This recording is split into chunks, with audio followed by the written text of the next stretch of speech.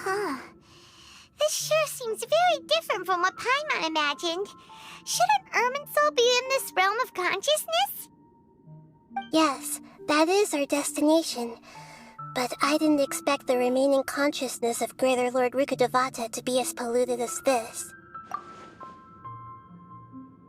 Forbidden knowledge?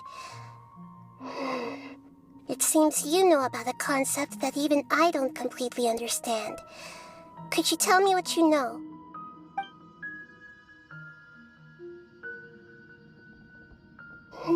Your inference seems logical enough. Forbidden knowledge once polluted the desert thousands of years ago, but was successfully repelled thanks to King Deshret's self-sacrifice, and Greater Lord Rukkhadevata nearly exhausting her power. Then, a second instance of forbidden knowledge pollution occurred during the Conria Cataclysm 500 years ago. But I'm afraid it is much more serious this time, with Irminsul itself already in danger. So, if we're in the remaining consciousness of Greater Lord Rukkhadevata, and it's also been affected by forbidden knowledge pollution, then does that mean, in order to save us, Greater Lord Rukkhadevata? Yes. It's very possible that she sacrificed her life in the fight against forbidden knowledge. She didn't completely eradicate forbidden knowledge, but if it weren't for her actions, the pollution would have been far more rampant over these past 500 years. The way that everyone, including me, has forgotten everything about forbidden knowledge may very well be due to her restoration of Irminsul. Oh, do you feel sad, Nahida? I'm just sharing her pain. The pollution of her consciousness here is severe. There is madness, chaos, and pain all around us. Did she fight to resist the forbidden knowledge pollution in such terrible conditions, all the way up to her last breath? She even used her last remnant of lucid consciousness to leave a clue for us to follow. Yes, her words were distorted by forbidden knowledge, so that's all we could hear. But now, we have a chance to find the answer to this mystery. We can cross the polluted consciousness until we found the right path to meet with her lucid consciousness. And then, we'll let Greater Lord Rukkhadevata tell us the truth in person. Each of us need to be mindful of the state of our own consciousness while we are here. Even with the Gnosis's protection, we must always keep a clear mind. Otherwise, we could go mad at any moment. That's so scary. Don't worry, it should be easy enough for you to keep that mind of yours clear, Paimon. Let's go.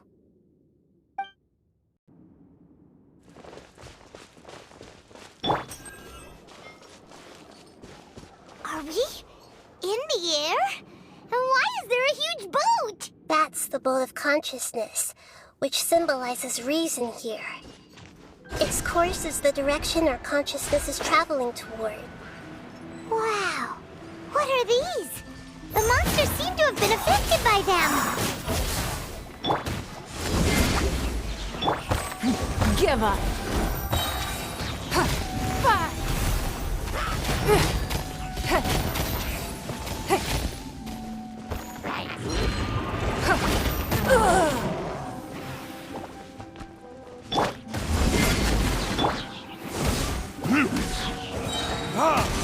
Time for retribution! Carefully!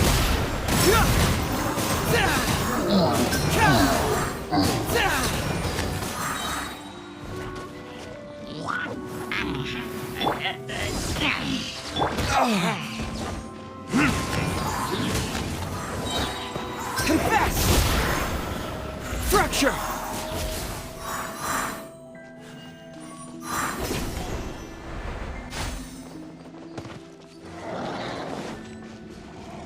Eyes on me! Verdict is...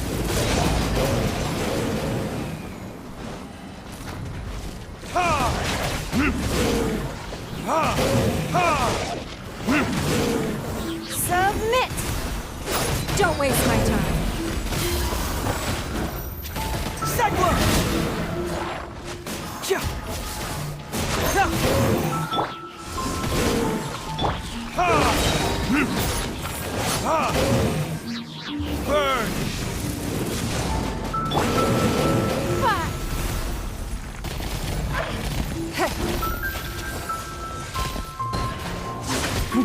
give up.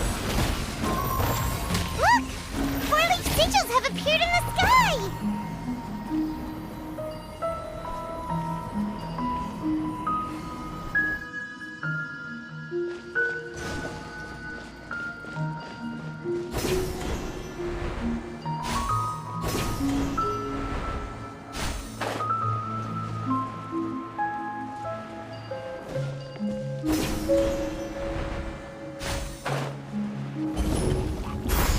It's nothing.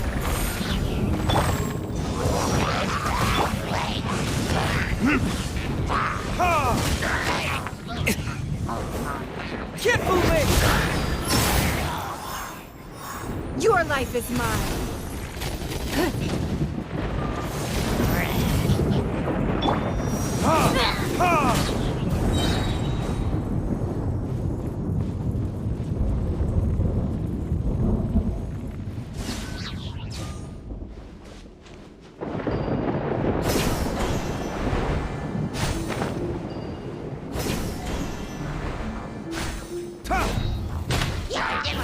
For retribution!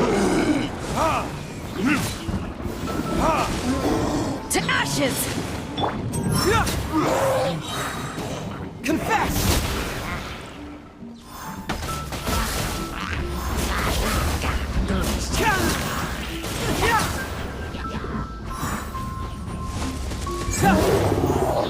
Burn!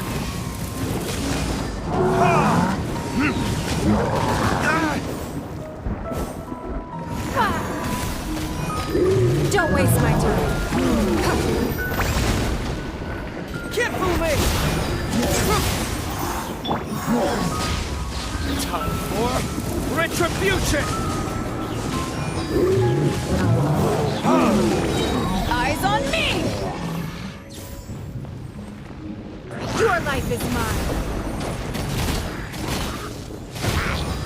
To control the boat of consciousness, we need to find the helm first.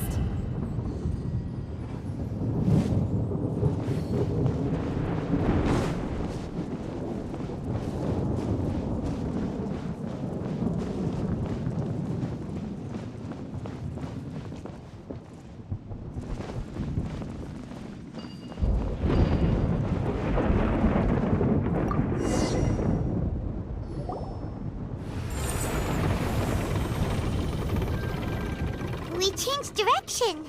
Are we still going the right way, Nahida? Judging from the current route, the boat of consciousness will soon take us out of here.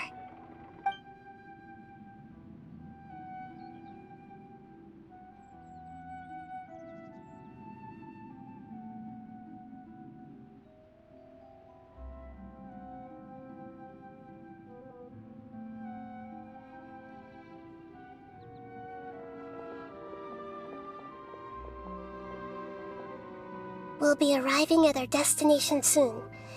How are you feeling? Are your minds still intact? Huh? But everything's been completely normal for Paimon. Hopefully there won't be any more interruptions. This time, we should be able to meet Greater Lord Rukkhadevata. Are you saying you've never met Greater Lord Rukkhadevata before? No, it seems that my birth and her death took place at the same time. Otherwise, I think she would have given me a little more guidance, and I could have done a better job. Hey, you've done a great job, Nahida. Let's get out of this creepy place and go meet her.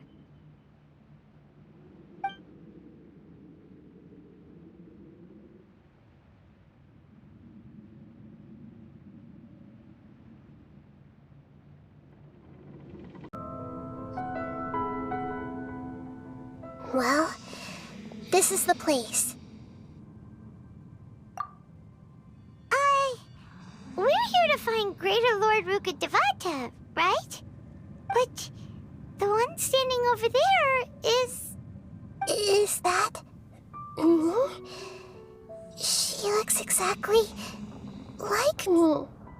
Are you Greater Lord Rukkhadevata? Yes, that's me. Are you surprised by my appearance? Irminsul and the surrounding lands have been reproduced here as they were years ago. But this is just a realm of consciousness. We are manifestations of the same nature. Hence why we would appear exactly the same. We're of the same nature. Why? Because you are me, and I am you. You are me in the new samsara. The new samsara? As Greater Lord Rukkhadevata, I'm the avatar of Irminsul. And you are the purest branch snapped from Irminsul. Imagine it this way. Even if a tree dies, its branches will eventually take root and grow, continuing the tree's life in another form. I'm merely the remaining consciousness of Greater Lord Rukkhadevata. The real me has presumably died a long time ago.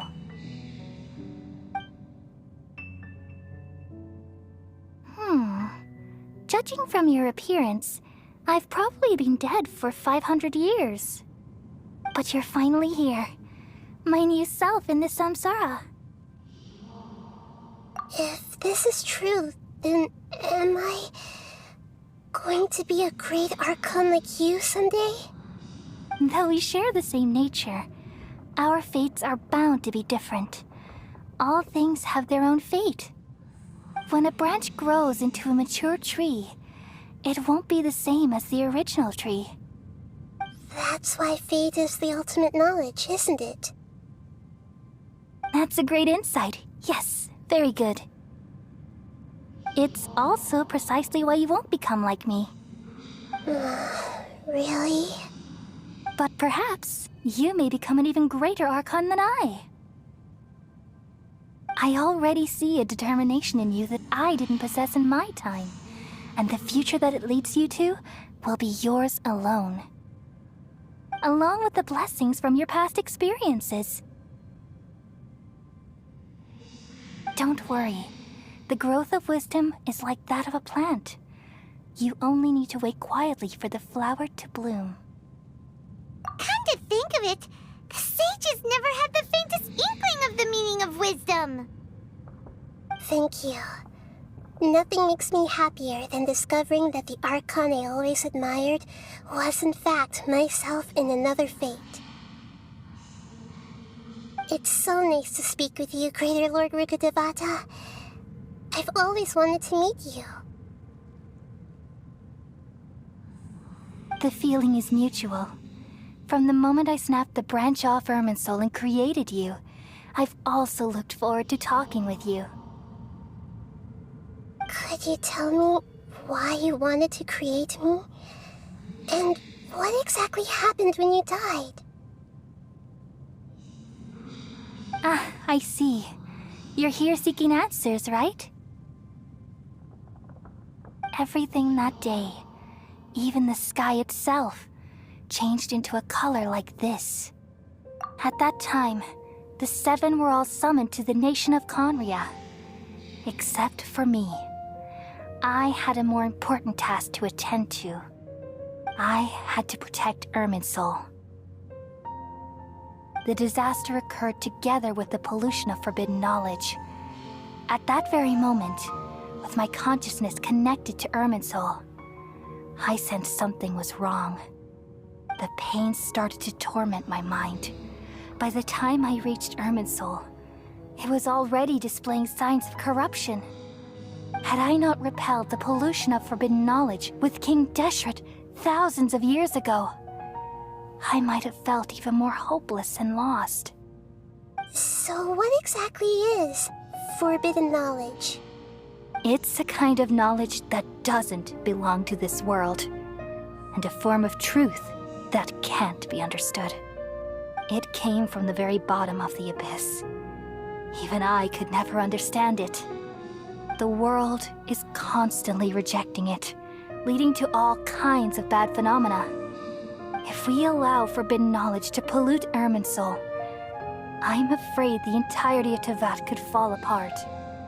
So, there's knowledge that even the God of Wisdom can't understand? At that time, I knew I couldn't repel the forbidden knowledge with my strength alone. Which is why I created a device that compiled human wisdom and named it the Akasha. It's truly the world's most amazing invention. Thank you. For a long time, I thought dreams were the fruit of human wisdom. Though it was selfish to do so, I borrowed people's dreams using the Akasha. Then I compiled their wisdom and all of my own power.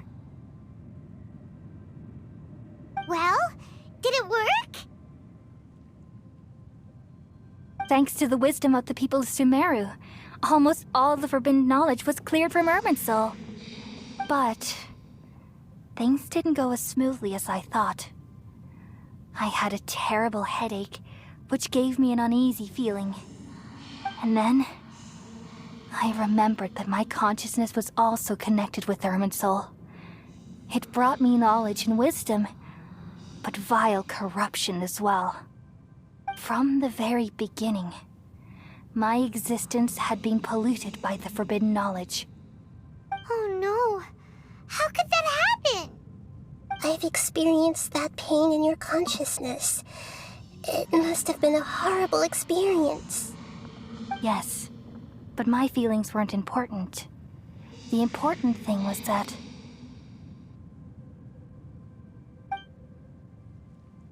even if I died, my existence and everything related to me would continue to exist in Irminsul as memories and knowledge, meaning that the forbidden knowledge couldn't ever be permanently eradicated. And there's no way for me to eliminate myself. It would be a sort of paradox.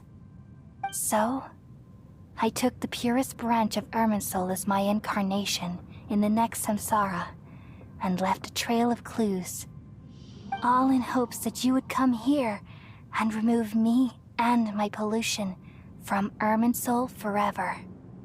Wait, no, I can't. So you realize what that implies. You are very smart indeed. Irminsul has all the knowledge and memories of this world. And as you've realized just now, removing me from Irminsul means I essentially will never have existed in this world. But this is the only way to save Irminsul. People love you so much, and they've missed you so much over the past 500 years. I am exactly the same. So how can we just forget you like this? Is there really no other way? There must be something else I can do. You're the god of wisdom, Booer. You should know that there is no other way. But this is so cruel. I don't want to forget you. No need to feel so sad, Booer. As someone who delights in wisdom, you should feel joy at finally finding the answer. These are the words in their entirety, the answer you've been seeking all along. Let the world completely forget me.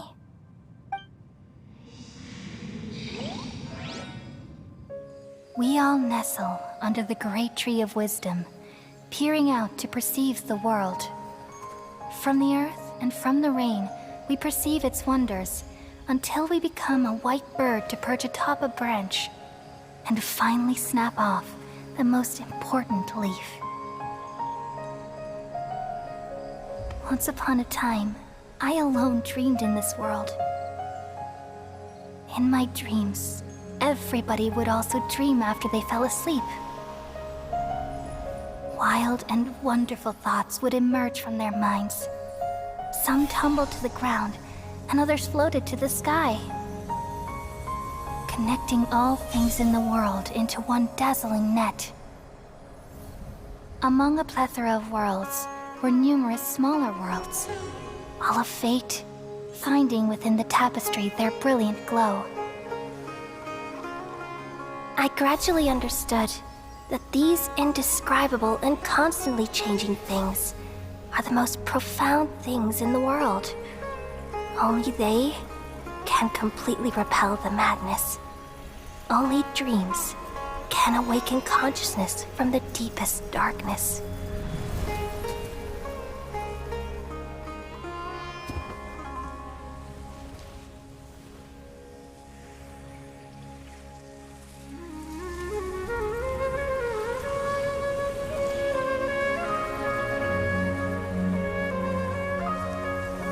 I'm the one who posed this question, yet also the one who sought a solution. Saving the world with the dreams of the people used to be my answer. And now, you've also found your own answer, and I shall return all the dreams to the people.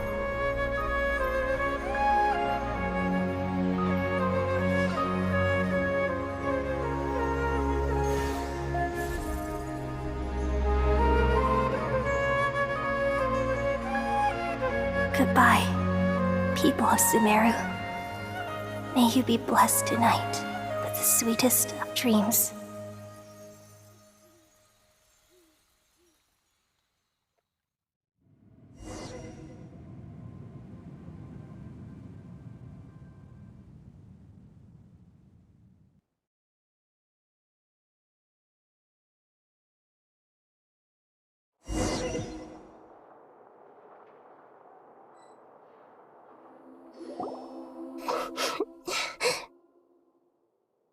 I'm alright. I'm just a little confused. We've just saved the world, right? So why am I crying? I don't know where this feeling inside of me is coming from. Just now, we used the power of two gnosis to successfully connect with the Ermin soul consciousness from 500 years ago. Then, we removed the remaining pollution from Merman soul. Yeah, what's wrong? Weren't you there just now?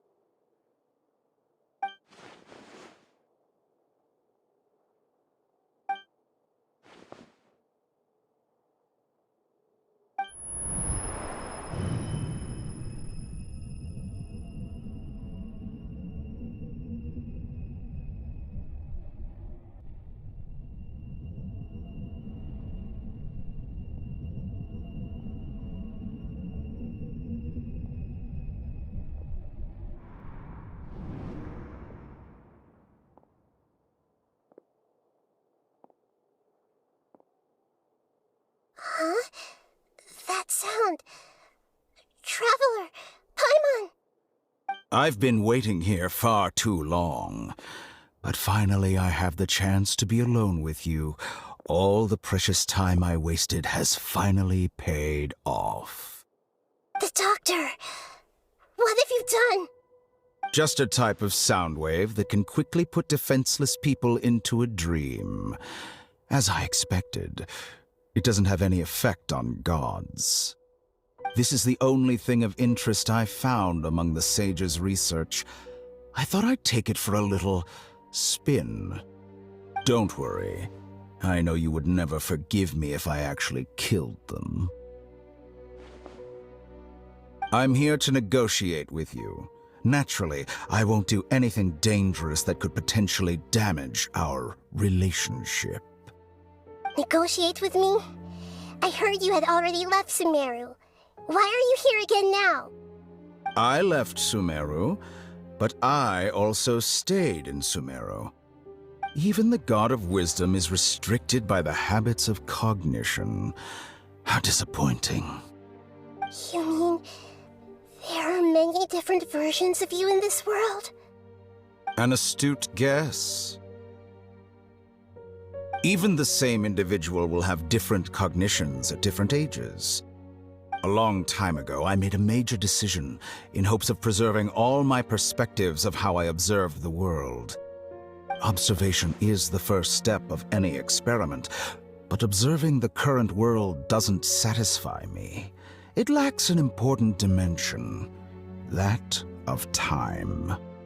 So I saved segments of all my ages and made them into independent individuals. That's all there is to it. Indulge me. How does the God of Wisdom find my method of seeking knowledge? It's an insult to the very concept of life. Life inherently has many rules and restrictions, each with its own significance and reason to exist. They can't be broken on a whim. Good. Amazing, even. Indeed, it's difficult for humans to make peace with themselves, not to mention oneself from a different period. Since you're in the academia, why wait until now to show up? You could very well have stopped us and helped that fake god. Simple. Let me ask you this. Would any staff member ever help the subject in the middle of an experiment? It was my experiment. So why should I interfere with the results? The academia saw the plan to create a god as their ultimate goal, yet you only saw it as an ordinary experiment. You really are crazy. If the experiment succeeded, you would have had a new god on your hands. How would you have faced your own god then? Would you still take the same stance? Would you still hold the same view of yourself? I'm first and foremost a scholar. These results should be left to the judgment of the hypothetical me confronted with that outcome. But you're right. And that's exactly why I'm disappointed with the conclusion of this experiment. As an individual, you don't have any sense of belonging.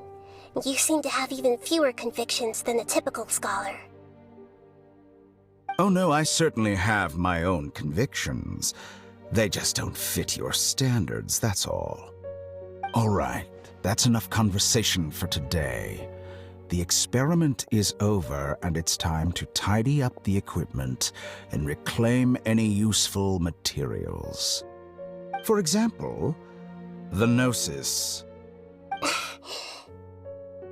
Lesser Lord Kusanali, you're an intelligent Archon. I'm sure you understand the disparity in our combat abilities at this time. Besides, you have no way to use that Electro-Gnosis in battle. Didn't you say you were here to negotiate with me? Somehow, it's starting to seem like you intend to take it by force now. I'm merely stating a fact. After all, I'm also a scholar. Naturally, I hope to show proper respect and dignity to the God of Wisdom. Your hypocrisy is built on absolute confidence. I understand your scheme, but... what if I were to destroy the Gnosis now and awaken the heavenly principles? Awaken the heavenly principles? Do you think that's really possible? The heavenly principles have been silent for many years, but the Gnosis are symbols of their control over Tevat and all the laws. Will the destruction of a Gnosis attract the attention of the heavenly principles? And if so, how do the Fatui plan to deal with the consequences? Do you dare to gamble such a possibility with me?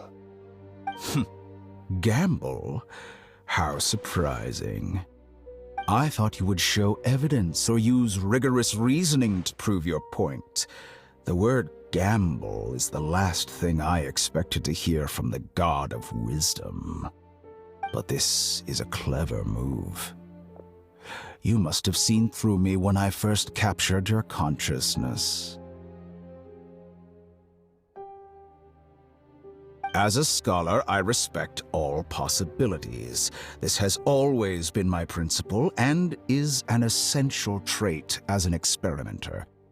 Indeed, I can't ignore this possibility. So tell me then, what are your conditions? This foreign Gnosis will only lead to disaster if it stays in Sumeru. But this Electro-Gnosis is the prize I obtained after defeating one of your fellow Harbingers. Now, as the one who initiated this cascade of events, shouldn't you pay the corresponding price? Price? Interesting. What price would you have me pay? How about erasing all your other segments? So this is how you wish to restrict me, the most threatening opponent of the Nation of Wisdom. What you request of me is like plucking out the eyes I have placed in the dimension of time. Segments are extraordinarily difficult to make. They require extremely rare resources and enormous amounts of time and effort, requiring me to destroy them all here and now. Bravo. A suitably wise decision on your part. Yes, how very interesting. Can I assume that you have long been wary of me? Among all the versions of me, this segment you see now is the most selfish. If it weren't me, your idea wouldn't have worked. What did you see when you were imprisoned? You were observing me, and that's how you know I've long grown tired of their doubts and endless arguments. Like you said, it's difficult to make peace with yourself. Being as smart as you are, have you managed to do that? I see. If you think all those versions of me are worth a gnosis, then deal. You sure didn't hesitate much. Is the relationship between all the versions of you really that bad? I don't think there's any need to dwell on that.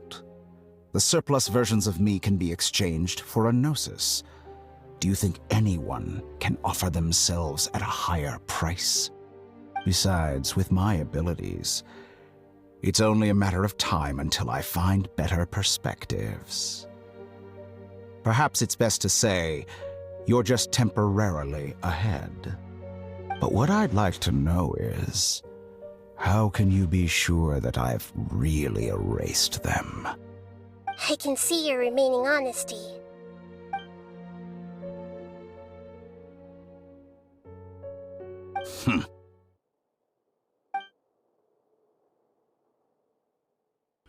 What a ridiculous decision! You can't be serious! How could I have been so short-sighted? You think this is the end? Wait, I'll have Please wait! You'll make Good this moment riddance. count. You will regret this! Well, have you confirmed that it's complete? Here, take it. The future of Sumeru City will be in my hands alone. I will shut down the Akasha and let curiosity and the thirst for knowledge drive the realm of academics once again. There won't be any further gaps for you to exploit. It truly pains me that my academic achievements have never been appreciated in my homeland. Of course, I have no interest in being rejected by this city for a third time. Another chess piece. And where is your dendronosis? Don't be greedy, Harbinger of Snezhnaya. No, this is a different transaction. If you intend to turn off the Akasha anyway, then there's no further use for the Gnosis of Sumeru, is there? Besides, isn't it the Archon's duty to deliver what's desired of the Seeker?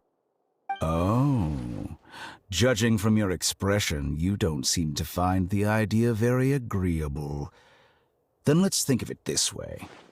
Since you're the god of wisdom, how about I exchange some knowledge with you? People exchanging knowledge with the God of Wisdom is the stuff of legends. Yet here you wish to exchange knowledge for the God of Wisdom's property. Arrogant as that is, it has piqued my interest. Let me ask you, have you in all your mighty knowledge ever heard the rumor that the skies of Tevat are fake? Huh? That's the secret hidden by Irminsul concerning the truth of this world.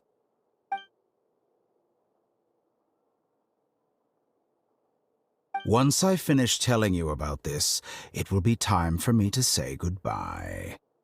With negotiations, we've all gotten what we wanted. I'm very glad I got to meet you like this. Your arrogance may know no bounds, and convictions may mean nothing to you. But I'll still listen to what you have to say.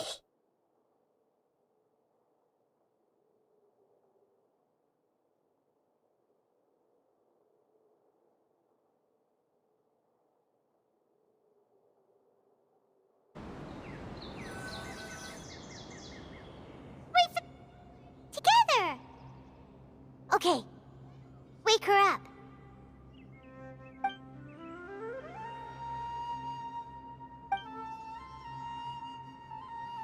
Are you awake? Kale says it's time for breakfast. Come on, get up!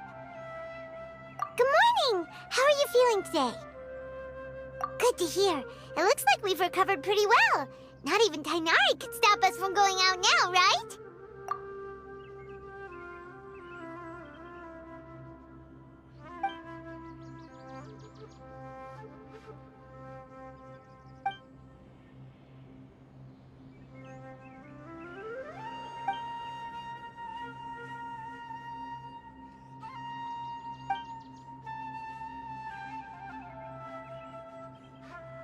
Come on, Traveler, let's go!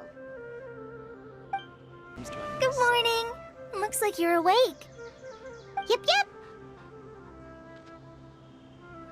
I prepared some breakfast today. Please have a taste. I hope you'll like it. It's nice to have you here so we can eat something yummy. Well, now that I've recovered from Elazar, I'm feeling better than ever. I can even prepare 4 or 5 meals a day now. And Paimon bets they're all delicious.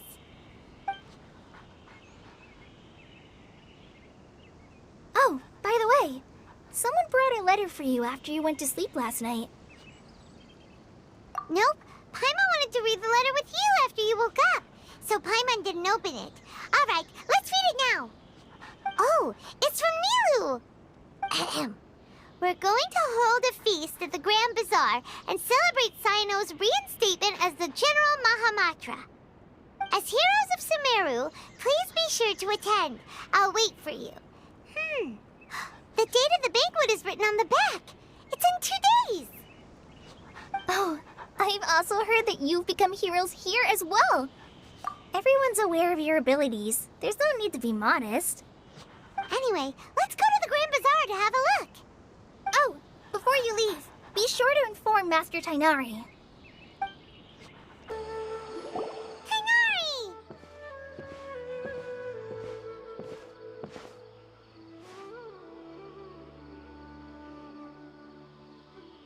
Good morning. How do you feel today?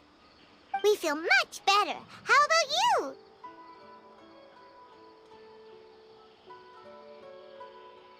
I'm recovering well. Thanks for asking. But from the looks of it, you seem to be already busy with work again. It's fine. I'm not that busy, really. The Elazar patients have recovered, as well as Hypatia. For now, I only need to tend to my Forest Watcher duties. It seems once Irminsul started getting better, everything else started to recover too. Yes, but there are still some residual effects. The withering is one example. Though it won't spread anymore, the existing zones won't just disappear. We forest rangers will still need to do the work. By the way, we have some good news. Cyno got his position back. This news is hardly new. He had already mentioned it to me before. Huh? You mean he was already here? Why didn't he come to say hi to us? He visited once, but he was afraid of disturbing you while you were resting. He just asked me a few questions and left. Then you probably already know all about the celebration feast. Celebration feast? No, I haven't heard anything about that. Huh? But didn't Nilu say in her letter that they would celebrate Cyno? He didn't tell you? Perhaps, or alternatively, he doesn't know about it either. Come to think of it, Cyno doesn't seem like the type who'd enjoy a celebration feast. You and Kale are both Cyno's close friends. Why don't you come to the feast with us? Kala has taken over some of my tasks these days. I don't think she'll have time for it. Not to... You see, some VIPs have come to the forest recently. Huh? VIPs? Very important Paimons? Well, technically speaking, they are former VIPs. The sages involved in recent incidents have begun their training in the Avidya forest, and the people they had previously imprisoned have all been released. Huh? Yes, he's a little weak, but he isn't injured and his condition is stable. Lesser Lord Kusanali, in her boundless mercy, has decided to spare Azar and the other wrongdoers. Supposedly, they were ashamed of their shallow ideologies and have decided to dedicate the rest of their lives to cultivating wisdom in the Avidya forest. When they learned that Lesser Lord Kusanali had defeated the Balladeer and saved Irminsul, they were shocked at first, but also became happy, feeling that the sacred light guiding them on the path of discovering wisdom had begun to shine once again. As a result, work has increased for the forest rangers. That sounds really exhausting. There's nothing we can do, really. But that's another topic. Back to the matter at hand. Are you two planning to head out? Ah, right! We're here to request permission to head out. Would that be okay? You've recovered well. You may go, but be careful. Yay! Will do! Well, there won't be any problems if the feast starts at that time. Everything has already been prepared. Mr. Zubair, I finished tallying things up here. Well, except for the guests. Is a simple reply really that much to ask of our guests? It's affecting our arrangements. Oh, it'll be fine. Besides, it never hurts to get things ready in advance. I was thinking the same thing. The feast will be held sooner or later, right? Hey, Nilu! Traveler, Paimon! We got your letters, so here we are! You're the best! The other guests haven't even replied yet. Huh? Are we the only ones that have arrived? Yeah, I had someone deliver letters to all of our guests. But maybe everyone is still busy with other things.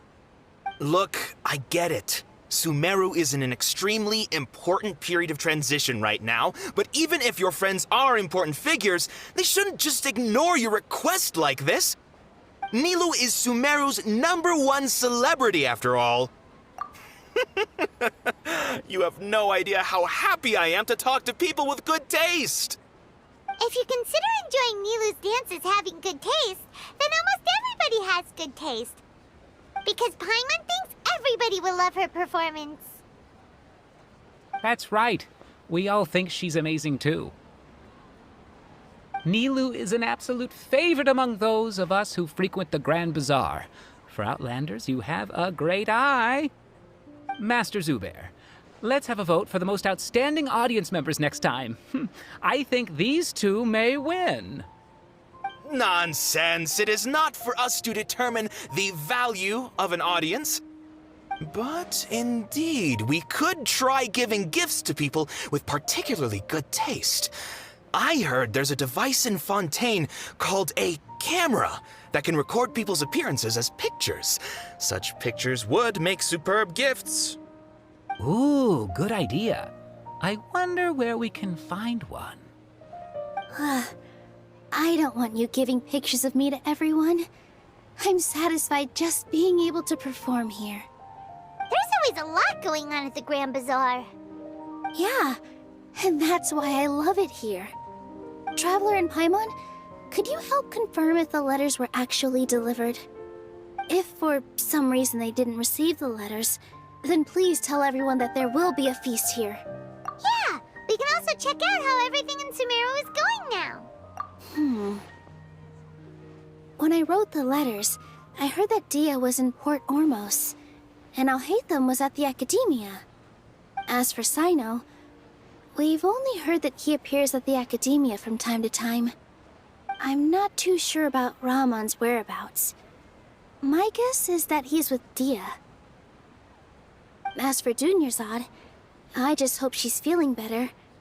I sent her a letter, but I was afraid of disturbing her. If you have time, please ask about her for me. Okay, got it. Let's go, Traveler.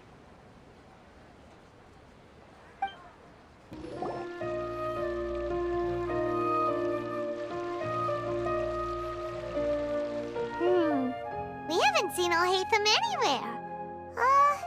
Let's ask that person over there.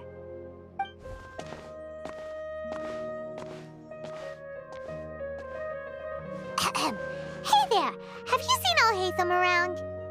Yes, it seems Scribe Alhaitham has gone to the House of Dana. You should be able to find him there. But you're already the second group of people I've seen looking for him today. He must be quite the busy man. Oh? Who else was looking for him? Mr. Cavey was just here asking about him. You wouldn't believe how terrible their relationship is. And now you two are here. Don't tell me everyone's here looking for gossip about the sages.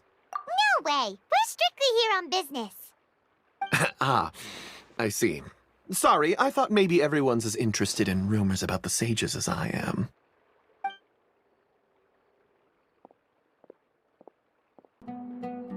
Alhaitham should be around here somewhere, right? Oh, he's over there! But it looks like he might not have time for us. Just put down that worthless book and tell me what happened in the academia. This is not just some worthless book. Do you have any idea how difficult it is to find a physical book like this in Sumeru? It doesn't matter. It's probably just another thing that you used your authority to get your hands on anyway. Just put it aside. Listen, I came back today only to hear that the sages have disappeared. Oh, you sound surprised. I thought you would already know the inside story.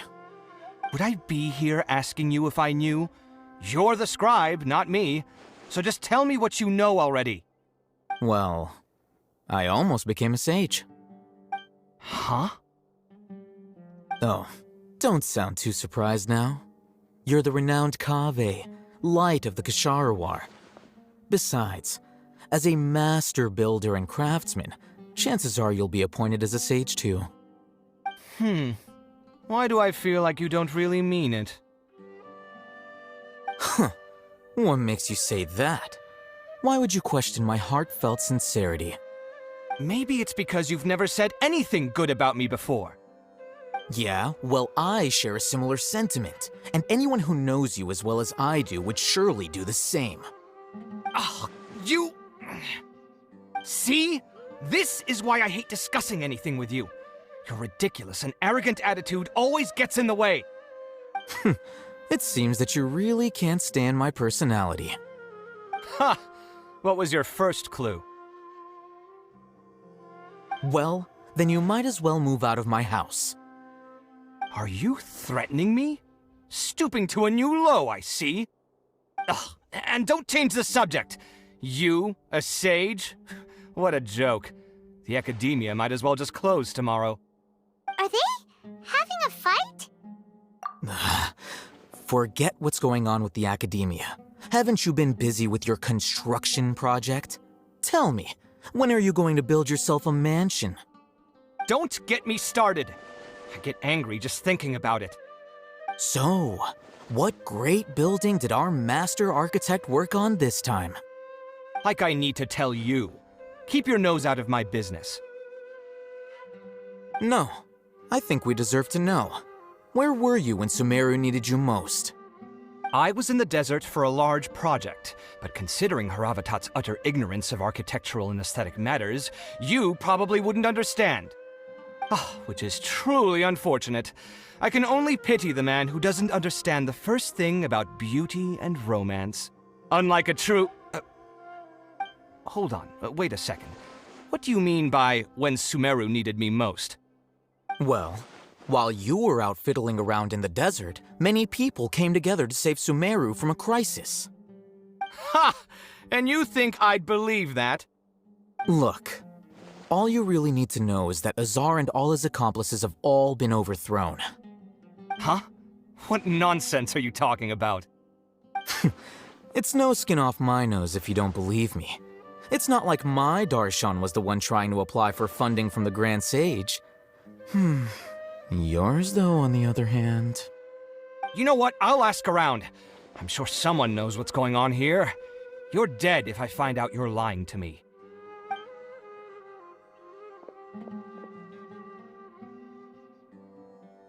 Hey, Alhaitham! Oh, it's you two. What's the matter? We're running some errands for Nilu. Have you received her letter? Letter? Nilu said she sent out a letter inviting everyone to a celebration feast in 2 days at the Grand Bazaar. We'll also be celebrating Zaino's reinstatement as General Mahamatra. If she addressed the letter to all Hatham of the Academia, then the letter should have gone to my office. I've been busy these days, so I haven't had time to check for any new mail at my office. I only now have some free time to attend to personal matters. Have you always been so busy with your work? Of course not.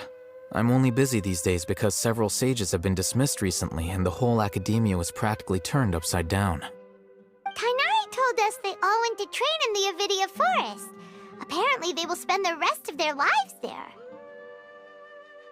That is already the best possible ending for the likes of them. 4 of the 6 great sages were possessed by their desire for power and attempted to create a new god. In order to pull it off, they even imprisoned the other 2 rational sages. To imagine such things could take place in the Academia. I don't know where to begin. Yeah, you're right. Huh. Feels kind of strange to hear them called that after all this time. But then again, the 6 great schools sounded pretty impressive too. Yes, at least that's how they're supposed to sound. It's said that when the Academia was first founded, the Dendro Archon herself established the 6 great schools, each representing one of the 6 different types of wisdom. Numerous Darshans have sprung up and faded. Only the 6 Darshans attaching themselves to the 6 great schools have stood the test of time and obtained permanent seats in the Academia. Now, the 6 Darshans are nearly synonymous with the 6 great schools, and the leaders selected for the schools are the 6 great sages. Among the 6 great sages, there is one central leader, the Grand Sage. Unfortunately, only the sages from Vahumana and Amorta remain now. They were imprisoned for opposing Azar and were only rescued after Azar's downfall. So who's managing things in the other 4 schools now? Do they need to find someone new? Yes. Normally, new sages are selected based on a strict set of criteria. Oh, didn't you just say something about becoming a sage? If they pick you, then we'd have a huge connection in Sumeru. Yes, about that. You didn't let me finish my sentence. The person in charge of personnel affairs nominated me to be the Grand Sage in place of Azar and help Lesser Lord Kusanali manage the Academia. But I refused. Huh? But why? Can't you be a little more ambitious? I'm not even interested in being one of the 6 great sages. Like I said before, I don't like being a leader. Oh, all right. So are you busy these days trying to find others to take the job? That's not my job either. I'm only responsible for handling important affairs within the Academia before the new sages take office. And the first thing I'll do is reject Kasharawar's application for funding. By the way, who was that other person just now? Is he your friend? Do we look like friends? Paimon doesn't know. That's why Paimon's asking.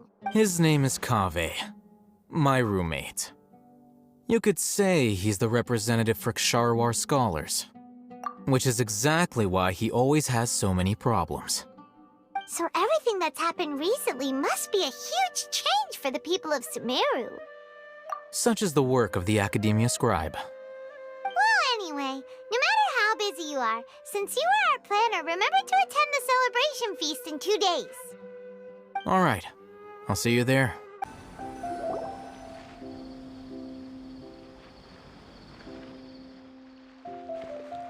This is Port Ormos. Now where could... Is that Paimon I hear? Huh? Oh, it's been a while. How are you doing? Dunyarzad! It's been so long since we've seen you! I'm doing well. I can go as far as saying I have never been happier in my entire life. I don't know if you've heard, but Alazar has completely disappeared, and all the patients have recovered. You kidding? Knowing them and the connections they've got, I'm sure they've heard about it. Yeah! That's right. My lady is feeling better now, so I'm accompanying her for a walk. Why do you still call me that, Dia? You've already informed my father of your resignation. I guess I'm just used to calling you my lady. Resignation? You mean you're quitting? Yeah, I might start losing my edge if I keep being a bodyguard for the Homayanis. You know that my parents and I are fond of you, and that we appreciate you very much. It wouldn't be a problem if you wish to continue to be our bodyguard. I'm not a woman that's easily persuaded. You should know that by now, my lady. When I took this job, I had already decided that I'd quit as soon as you recovered. It's time for me to get back out there and chase that horizon. So what are you gonna do now if you're not gonna be a bodyguard anymore? I want to take a risky job and put my body to the test again. Huh? But we literally just finished one of the most dangerous jobs ever! Are you getting bored already? I know. If I hadn't joined in that plan with you, I wouldn't have come up with this idea. I guess I still get fired up by that feeling of going all out in a fight. It made me realize that I'm still a mercenary through and through. Life is short, and I'm happy that I got to be a part of that operation. But the whole thing also made me realize that there are still many problems in Sumeru.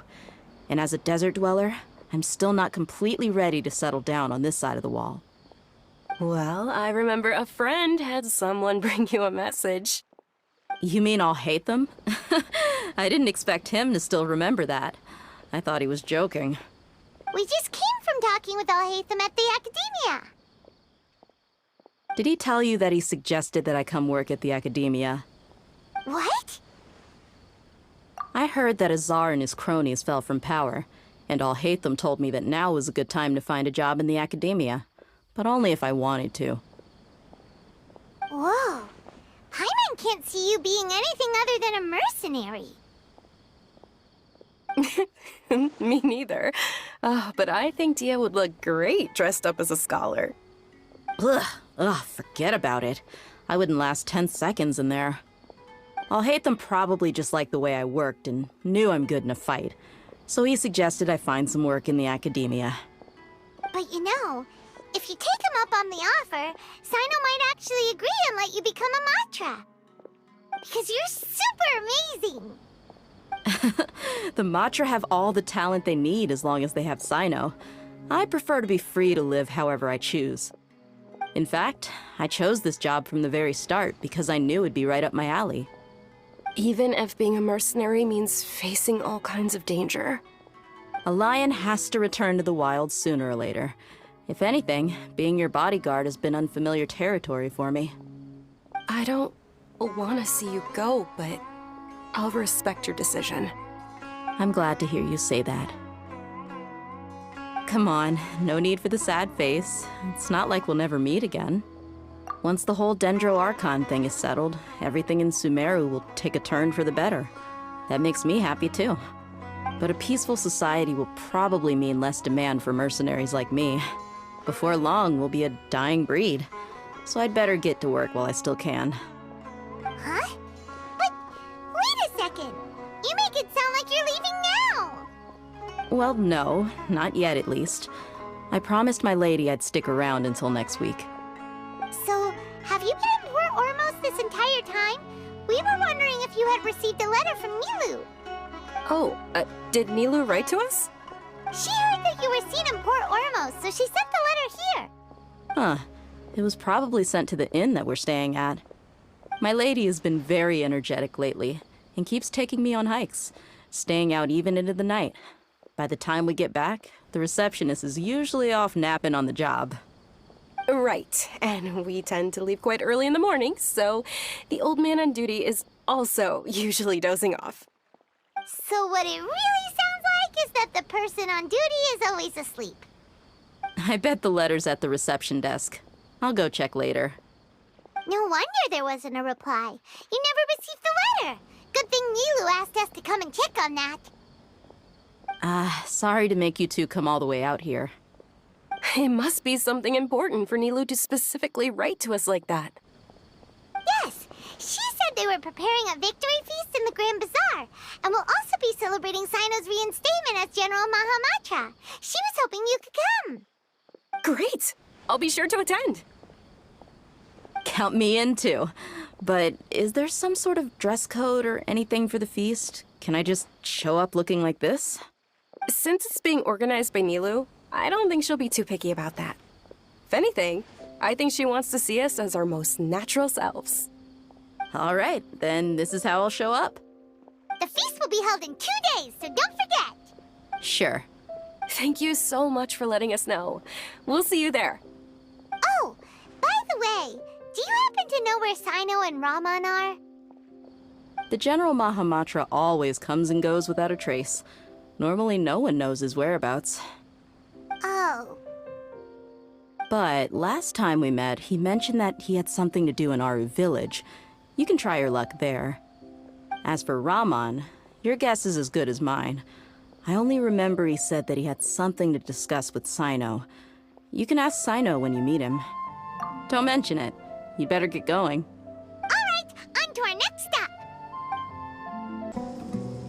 It's been a while since we last visited Aru village.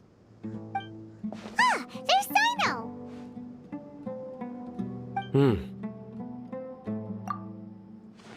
What brings you here? We recovered well, and Tainari agreed to let us leave, so now we're out and about again. It seems Gandharvaville's medical treatment is still as good as ever. And Tainari is recovering well, too. That's good to hear. Yeah, you're the one who brought us to him when we lost consciousness, right? Thanks for that. You're welcome. Tainari has excellent medical skills, and Kale is quite attentive. It was the best place for you. But why are you just standing here like a dead tree? I'm meeting some people. Oh, you mean Candace? I've already talked with Candace and the village chief.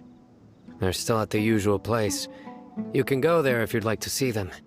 But you know one of the people I'm meeting as well. Oh, by King Deshret's blessing, my friend suddenly appears in the desert. Don't tell me you've run into trouble and need us to help now. Raman! And... huh? Sataria? Oh, you know me? Oh, well, you're pretty famous in the academia. Don't worry, these are our friends. No need to be so guarded. I see. I'm doing well. Many good things have happened recently. Same here. Really, I feel that my whole life has started to shine after suddenly finding a new direction. Oh, tell us everything. Yeah, you go ahead. Alright, well, I suppose I should start by saying I've decided to leave the academia. What? It's not that I've given up on being a scholar. Instead, you could say I've found a new identity. I will no longer pursue research like a typical scholar, but I have not completely given up on my relationship to knowledge either. I can see what you're saying now. What do you mean? I plan to leave the academia and return to teach here in the desert. Wow, so you want to become a teacher? Sataria will return to support education here and teach people from the desert. She can't teach everyone on her own, but there are many of us Eremites all over Sumeru. She came to discuss a collaboration with me and hoped that I could bring her ideas to the Eremites. Yes, it's my hope that the Eremites can help me select a group of smart people with the best aptitude for teaching. I'll teach them, and after they've finished learning from me, they can go educate more people. That is the true meaning of education and the spreading of knowledge. The people of King Deshret suffer from sandstorms, exile, and ignorance. Miss Sataria is more than welcome to come teach here. Her arrival is like a star shining in the desert night. The stars have always guided caravans, thieves, soldiers, and travelers who get lost in the night. They lead those in the dark out of trouble and back to safety. Oh, please. Where's all of this coming from? I'm starting to feel a little embarrassed. You deserve these compliments. Mercenaries are accustomed to danger and don't fear death, which is why we recognize extraordinary actions that common people would easily overlook. Sataria's idea will bring much good to many people. At first, I feared it was destined to fail. Everyone knows that the Academia doesn't allow scholars to teach in the desert without permission. As you know, all knowledge is under their surveillance and control, and very few desert dwellers are as lucky as me. But what I heard at that time has been haunting my heart, as if there were lightning bolts constantly bombarding my soul. Sataria, you tread a treacherous path, and the longer you ignore it, the tighter the Academia's grasp on you will become. Sataria, why haven't you gone home? Never forget that the desert that belongs to you lies elsewhere. Miss. These words sparked something in me, and I knew that I had to bring something back to my people after going home. I gathered up the courage to approach the Grand Sage, only to find that he was no longer at the Academia. Lord Sino told me that Azar didn't belong there anymore. Azar has received much-needed punishment. Though, if you ask me, it may have been too light. You probably have already heard. Lord Sino helped me obtain permission to leave the Academia for the desert, and accompanied me here to discuss collaboration with members of the Eremites. My plan was able to go smoothly thanks to him and Rahman. You're all doing so much for the desert. Aside from that, I also have some other business to discuss with Sino. Lesser Lord Kusanali has allocated many resources to support and develop the desert. I've done some business for her, and part of it required the assistance of the Eremites. I applied for a few batches of educational materials from the Academia, and sent them to several groups in the desert, as instructed by Lesser Lord Kusanali. I believe the people will make good use of them. That's exactly what the people here need. Physical books and other related items. If it weren't for Sino and Lesser Lord Kusanali, I'm afraid we'd never be able to get our hands on them. Apart from this, the Academia is also recruiting scholars that are willing to teach in the desert. I'll let you and Sataria know as soon as I have any more news. We must be persistent about this, and maintain these resources to ensure long-term effectiveness. This is the first time in hundreds of years we've had a glimmer of hope. I think this may be the turning point for the desert. Remember these words. Here lies our faithful priest, Kasala. His wisdom is a miracle among the people, deserving of high praise and admiration. I hope people with wisdom like that priest will rise again among the desert dwellers. Then we'll once again see the wisdom and glory that once shook the world. Enough about us. Are you here to discuss some business too? No, not at all. We're actually here on behalf of Nilu. Nilu wanted to write to everyone, but she wasn't sure where the letters should be sent, so she asked us to come find everyone personally. A celebration feast will be held in 2 days at the Grand Bazaar. She hopes that all of you will be able to attend. At the feast, we'll also be celebrating Sino's reinstatement as General Mahamatra. Although, judging from your appearance, it seems you've already been reinstated. Paimon thought you would only start working for the Academia after the feast. Celebration? Feast? It's the first I've heard of it. Tainari was right. He really didn't know. This feast is for you, Sino. Sounds to me like you'll have to be there. It's rare to see that kind of expression from Lord Sino. You must not like feasts very much. No, not really. But I'll go. Well, I still have a lot to handle here. Besides, I need to look after Miss Sataria in the desert, so I'll have to pass. I'm afraid I won't be able to join you. Although, if you'd be so kind, please give a message to Miss Nilu for me. The message is, I'm sorry for how I treated you before, but now I understand the beauty of your dance. It's like a light shining in the sky. You and the art you symbolize are not only beautiful, but also lively and powerful, so much so that it was prohibited. Please keep dancing, and someday I'll be able to appreciate your art in person. Okay, we've got all that down. Our job here is complete as well. Oh, Sino, remember, party's in 2 days. Make sure you're there. Got it. Everybody's already here. Looks like we're the last ones to arrive. You're here. Ah, there you are. Well, look who finally decided to show up. You look like you came here immediately after finishing up some work. I'm very happy to see you here.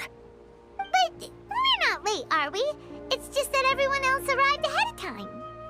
I propose that the last one who arrived be put in charge of today's speeches. Nah, there won't be any speeches today. Oh, really? Well, even better. Come join us over here. Let's share some great food and drinks, and chat about all sorts of fun things. Everything looks quite good. Wow! Paimon can't wait! Traveler, just look at all the delicious food here!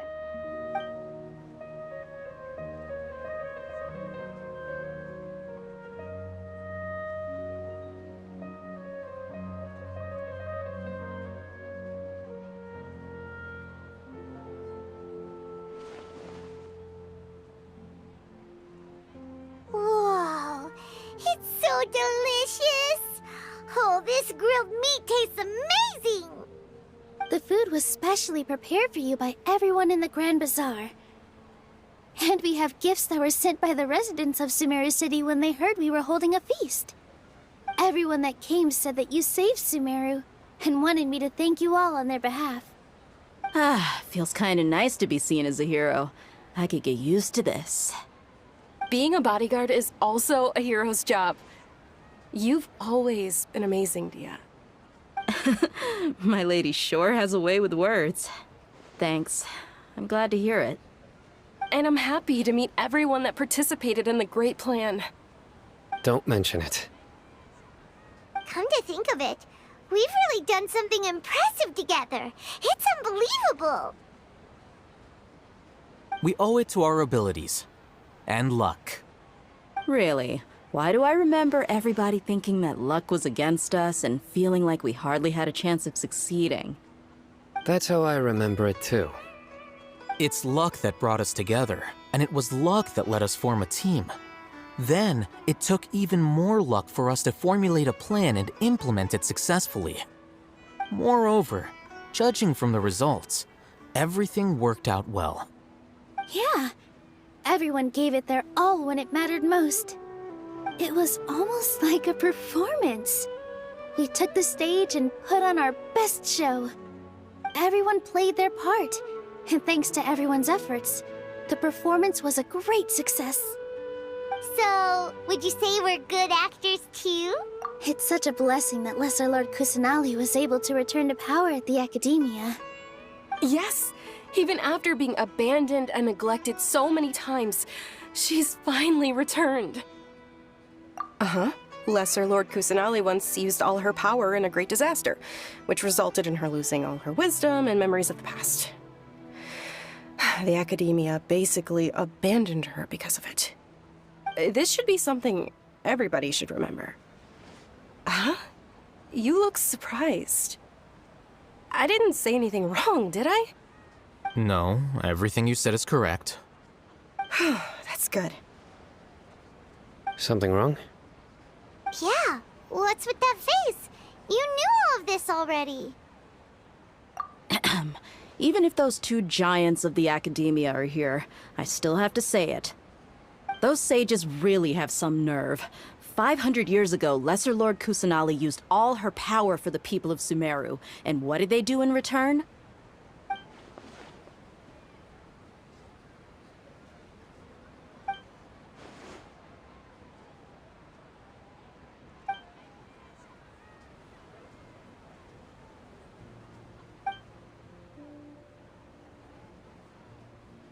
If you bite the hand that feeds you, don't act surprised when it turns into a knuckle sandwich, right, Sino?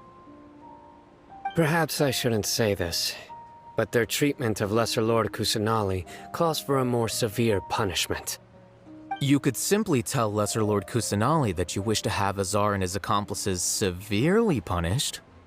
I respect our deity's decision, and won't interfere in any way. While we're on this topic, why didn't you accept the Academia's invitation to become the Grand Sage? Are you trying to say that I'm fit to be a sage? Not at all. But every person handling the selection process has said that you are the most suitable candidate to lead the Academia right now. Why? Because he dethroned Azar from power? Could you try to put it another way? This is a good thing, yet you're making it sound like I overthrew Azar for my own personal gain. But seriously though, I always wondered if you had some personal motives behind it. I did have my own motive, but it had nothing to do with being a sage. If the rules of our nation were suddenly cast by the wayside, then it wouldn't be long until chaos ensued. I had no intention of letting their dreams disrupt my life. By that, you mean your life working as the Academia's scribe? Precisely. Wait, is that all? So, that's the only reason why you joined us and came up with all those plans? It's reason enough. You've certainly got quite the personality. You flatter me. All right then. How about you? You've already resumed work as the General Mahamatra, right? That's right. Will you be happy with that life? It's not about being happy. There are merely a lot of things that I must do. Even so, keep your spirits up and try to be happy, okay? And try to smile more every day, just like I'm doing now. Thank you. I'll keep that in mind.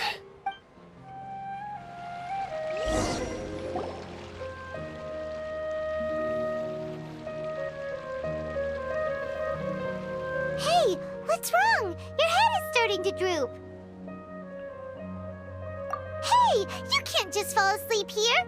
Paimon will go find something delicious for you to eat. You'll wake up once you've put something yummy in your tummy. Of course, just wait here for Paimon.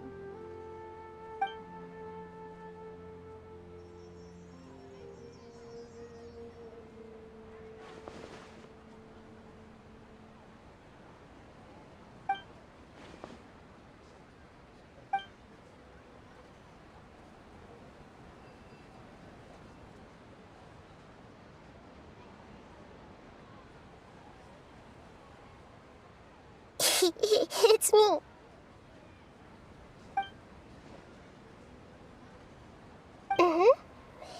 You may blame me for being a bit too self-indulgent. I was thinking about talking with you, and the next thing I knew, I had made a connection with you. The connection between us is amazing. It's like flora and the fence it grows upon. I heard there's an amazing celebration feast today at the Grand Bazaar. I wanted to have a look for myself, so I snuck in. Lately, I've been so busy dealing with all the fallout from recent events, so I really haven't had any free time. Although you've already helped me with a lot, there's still one more thing I hope you can help me with. Please say thank you to everyone for me. Oh, is it not convenient for you to do that for me? But if I just show up all of a sudden, people will become all quiet and stiff, won't they? What if I end up scaring them and ruining this wonderful feast? That'd be the last thing I want. Let me think about it. Okay. Yes, I have.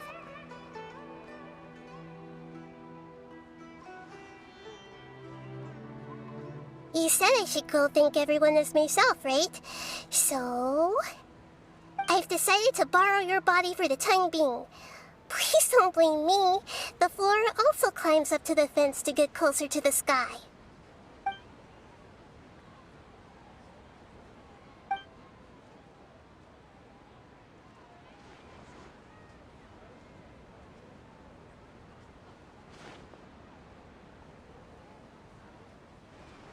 everyone! Are you awake now? Paimon was just about to bring you the food. It's me. Huh?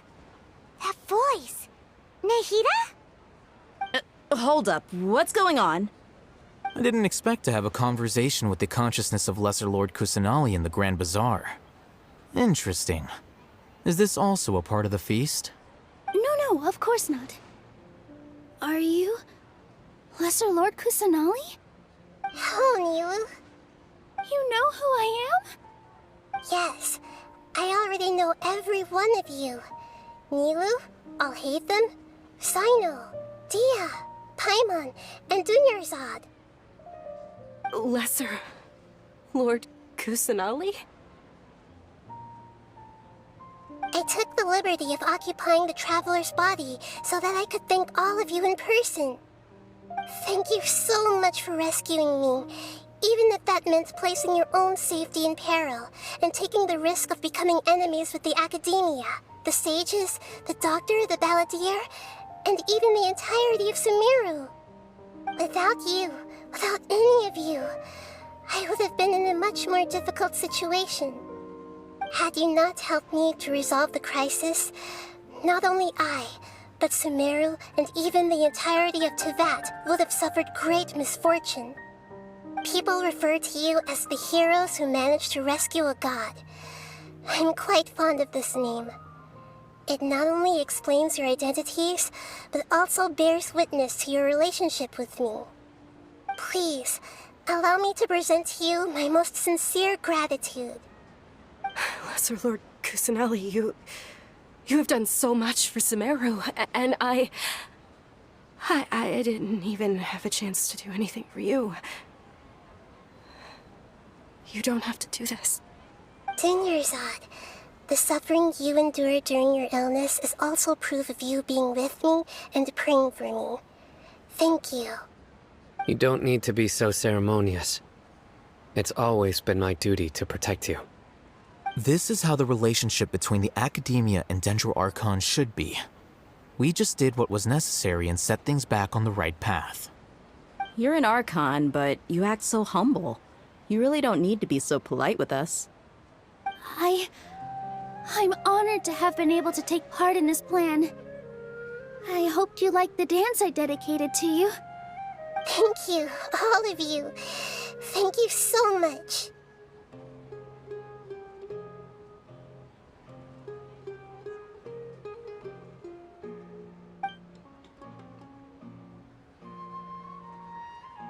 Yeah.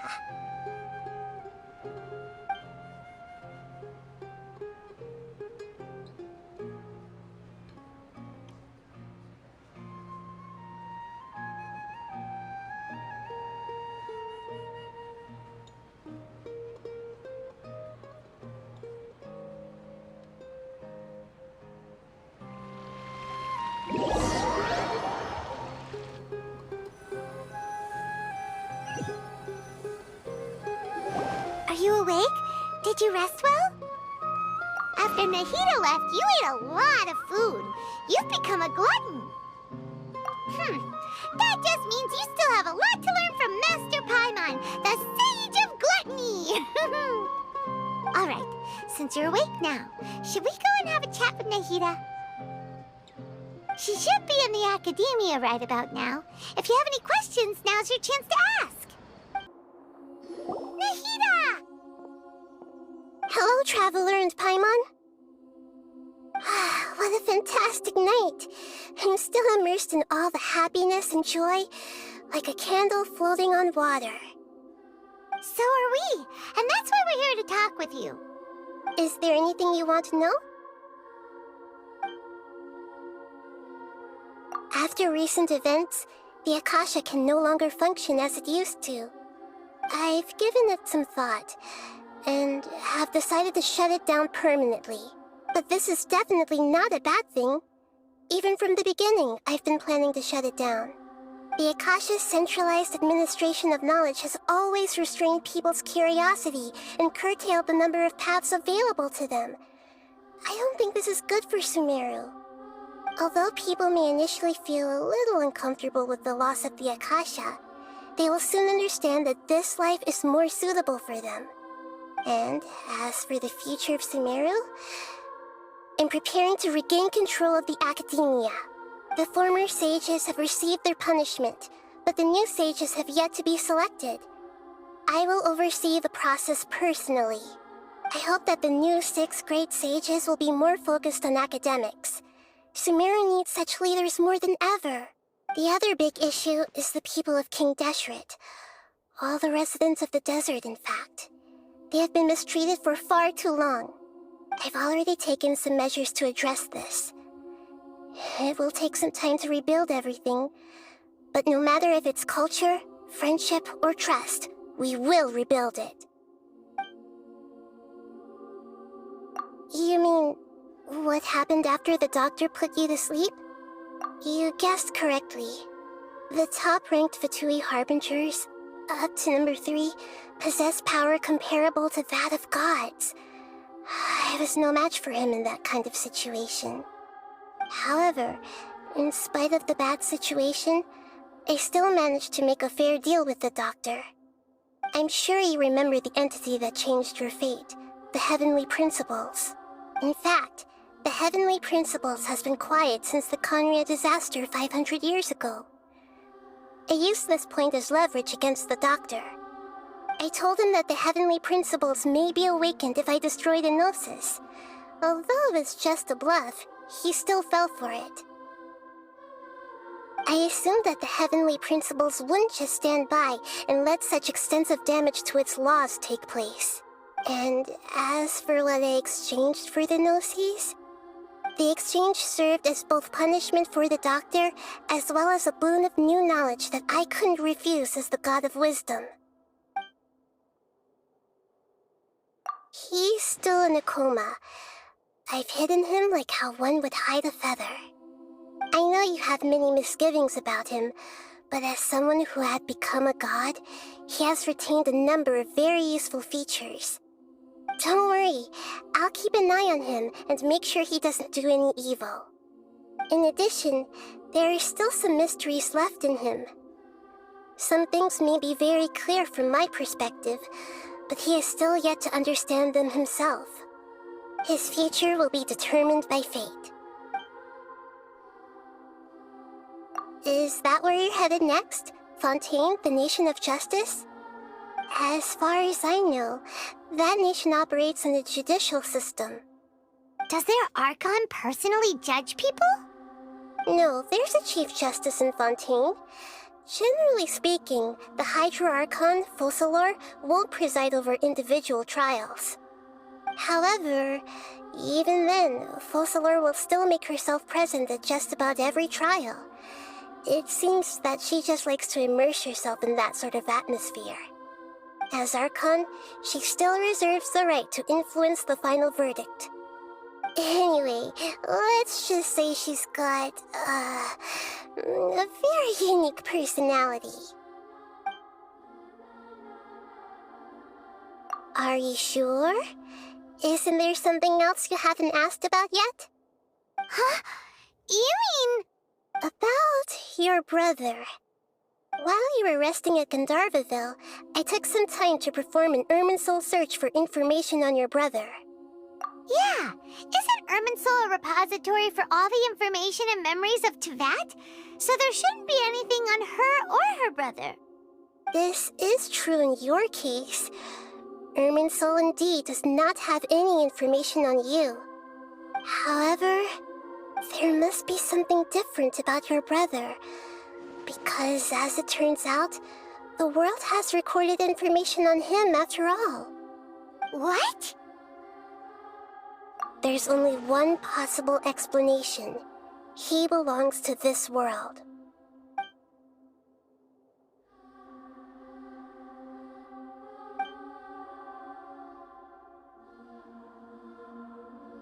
But nothing about this makes any sense!